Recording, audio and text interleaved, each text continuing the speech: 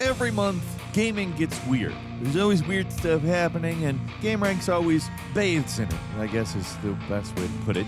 We bathe in it, and then we leave the lukewarm bathwater for you to bathe in. Also, this intro's weird. Hi folks, it's Falcon, and today on gameranx, the weird gaming stories of July 2025. Starting off at number 10, there is a whole lot of very expensive drama that's been kicked up around Subnautica 2. So, Krafton, the publisher of Subnautica 2, has fired the 3 founders of Unknown Worlds, the company that created Subnautica. They filed a lawsuit because they're saying Krafton deliberately stalled Subnautica 2 so it wouldn't have to pay $250 million as some kind of an earnout tied to the studio's 2021 acquisition. You see, the game was supposed to come out in 2025, and if it came out at a certain time and performed in a certain way, these 3 would be getting an additional $250 million as a bonus. Krafton has rebutted, saying there's a quality control issue. They did not want to launch the game in the state that it is in. I'm going to argue,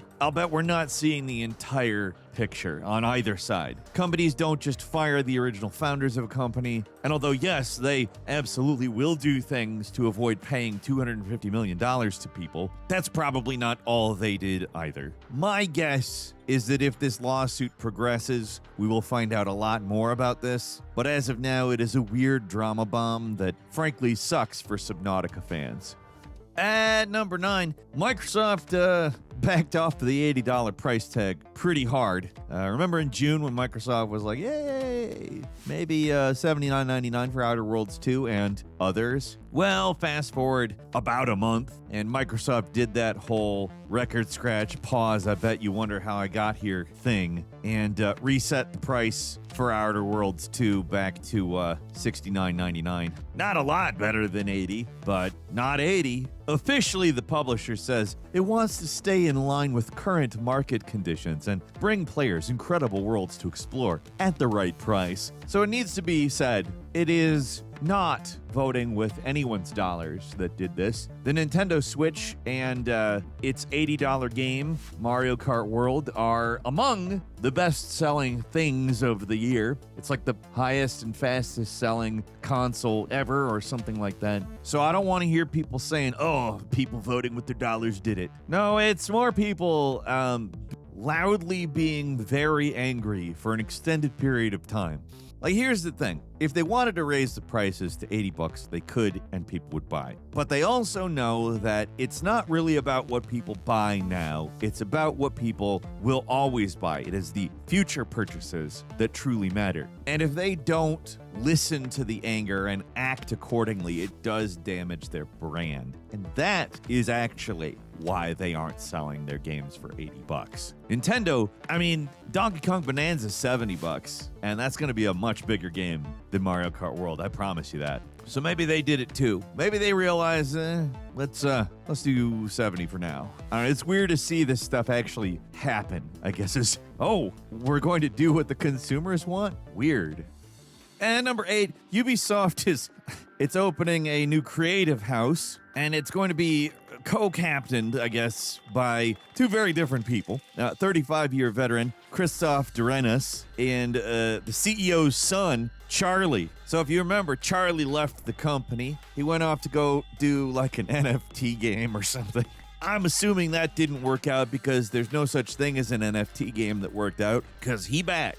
Even Charlie, though, he understands that this doesn't look great because he's out trying to justify. He's like, I earned this. What matters now isn't my name. It's the work that I do. All right, Charlie. I mean, I'm not completely against what he's saying there. I do agree. It is what he does. If this studio gives us banger after banger of great games, I don't really give a crap. However, Charlie's track record isn't great. The last Ubisoft game he was involved in was Tom Clancy's Elite Squad, which lasted about a year and was shuttered. So I would like to have nothing to complain about with it. I would like this to work out well, but it's weird that I even have to think about it.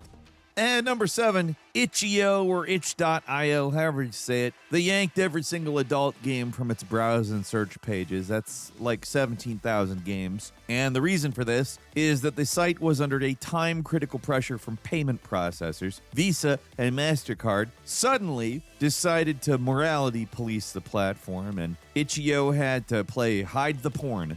The platform posted a blog post saying the full audit is underway. Anything that doesn't pass the processor's frankly ever-shifting rules will be permanently nuked. Developers got zero warning. Kinda reminded a lot of people of Tumblr back when that happened, as well as the Steam purge of some explicit games. A lot of people have been very mad about it, but I also would have to say this really isn't the fault of Itch.io. And a lot of the anger directed at them isn't going to actually help anything. These credit card companies, they're why sites like Itch.io ultimately exist. It costs money to run infrastructure, and these companies are the companies that are deciding what can be done with credit cards. So, I mean, you could move over to PayPal, but that's still, to at least some degree, beholden to these credit card companies. I don't know. There's a lot of things that aren't looking great in terms of what economic power is being used to enforce. Weird and sucks. Even if, like, this isn't something that, like, personally affects you. I'm not spending all of my days buying adult content on Itch.io. But as somebody who cares about free speech, this is concerning. And number 6, a YouTuber could get 3 years of jail time for showing off a handheld with ROMs all over it, which, yes, apparently is evidence of a crime. Now, the problem is not just necessarily that he showed off a handheld with ROMs on it. He also had tutorials like where to find ROMs. He denies making any profit, but allegedly some internet detectives even found that he has had sold ROM-loaded devices through Telegram, which is a big no-no. Still, the thing getting him attention is just that he showed off a lot of ROM-loaded handhelds on his channel, which is apparently at least enough to get people looking into if you are doing anything illegal. I don't know if that's the thing that's ultimately going to get them in trouble, but we'll see. Oh, I might also add, don't worry, it's in Italy. Unless you live in Italy, you're probably not under Italian law. At number 5, Ubisoft, in all their wisdom and intelligence and prestige, was like, hey, you know what? Microtransactions make games more fun. Right? Gamer who likes microtransactions says what? And like everybody who heard this was like, no, that's not it. But hey, from the same company that brought you the CEO's son. That's just all there is to say. The CEO's son comes the chief financial officer saying that he, in response to a question about monetization, he said microtransactions make games more fun and engaging. Obviously, what Chief Financial Officer Frederick Duget thinks is more fun and engaging is not the same thing as somebody who actually does have to think about how much a game costs. Again, a chief financial officer of a video game company is like, yeah, microtransactions and games are fun. Like, yeah, no shit he thinks they're fun. He's the guy who gets to count the money. I get why he thinks they're fun. For the rest of us out here who have limited amounts of money, you know, who actually think about things like rent and bills and stuff like that, it's a little different. I don't know. Ubisoft just constantly stacking the wins. That's what they do over there. They just keep coming off better and better, don't they? And number 4, a loser horse from like 2 decades ago has a game now, but not like a regular game. Oh no, you have no idea where this is gonna go. So there's this racehorse in Japan called Haru Urara, retired with a perfect 0-win, 113-lose record, never won a single race, and rather than becoming a punchline, became a national symbol of perseverance. So, like, I guess everybody went, aw, collectively, and then now it's 2025 and there's a game. And hey, no, it's not like a horse racing game or something that makes any sense at all. It's actually a game where real-world racehorses are reborn as anime waifus. Yep, that's a sentence that I just said because it was a thing that happened. For real. A horse with a perfect losing record for its entire lifetime has been resurrected as an anime waifu more than 20 years later for some reason. Because Japan. That's probably the way to rationalize this, or I don't know. I don't know what else to say. Like, the real story. Just tell you the points in the story. What is there to comment on here? I don't need to tell you why this is weird. And number 3, a game industry analyst referred to gamers as a bunch of drunken sailors who spend like loot-greedy maniacs. What is it with these people? They know we ultimately pay their paychecks, right?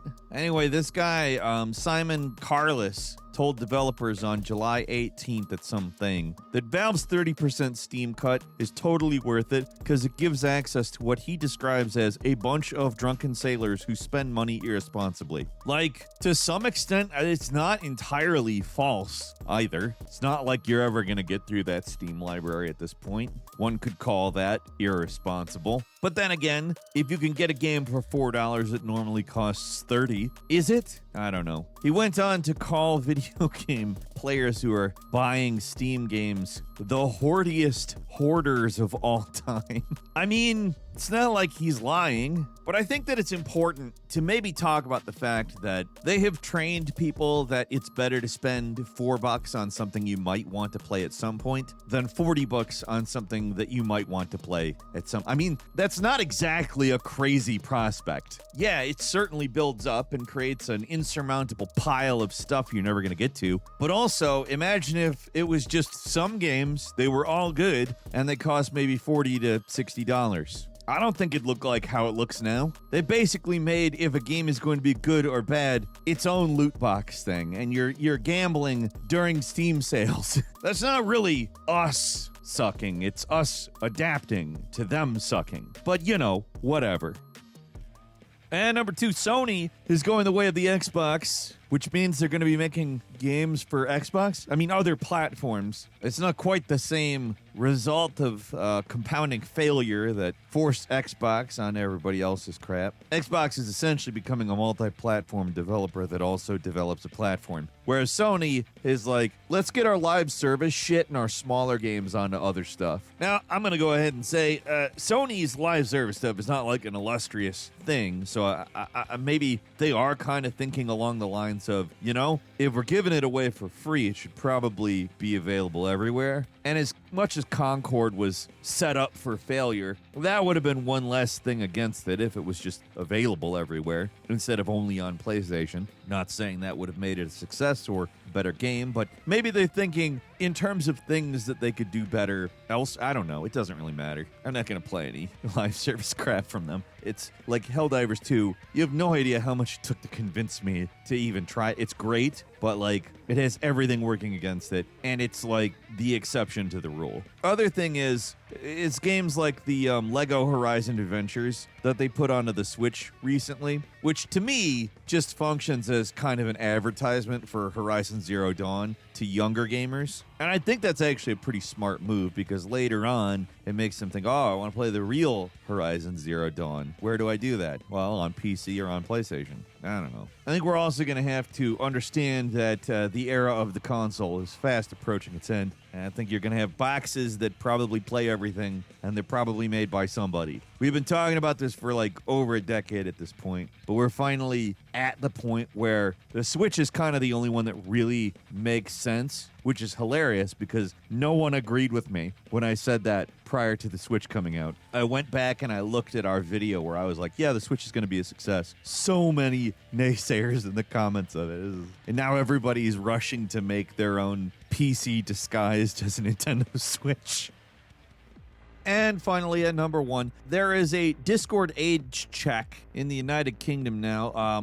a new rule the UK government has pushed on everybody, insisting they're protecting children online, because you can do that by simply, setting up an exploitable system that Death Stranding, which has a thing that allows you to customize Norman Reedus, and he will hold up an identification with all of the customizations on it, which looks like a selfie in the same way the Discord thing does. You probably understand where this is going at this point. The system that uses an algorithm to detect whether the person is real thinks that Death Stranding's Norman Reedus is not only real, but so is the ID that he's holding up, and that is how they pass Discord's age/identity verification process. I don't want to say that, there's no reason to have an identity check on stuff like this, but it's not the way to do it. There's got to be something else other than government surveillance. And that's all for today. Leave us a comment. Let us know what you think. If you like this video, click like. If you're not subscribed, now's a great time to do so. We upload brand new videos every day of the week. Best way to see them first is, of course, a subscription. So click subscribe. Don't forget to enable notifications. And as always, we thank you very much for watching this video. I'm Falcon. You can follow me on Twitter, Falcon the Hero. We'll see you next time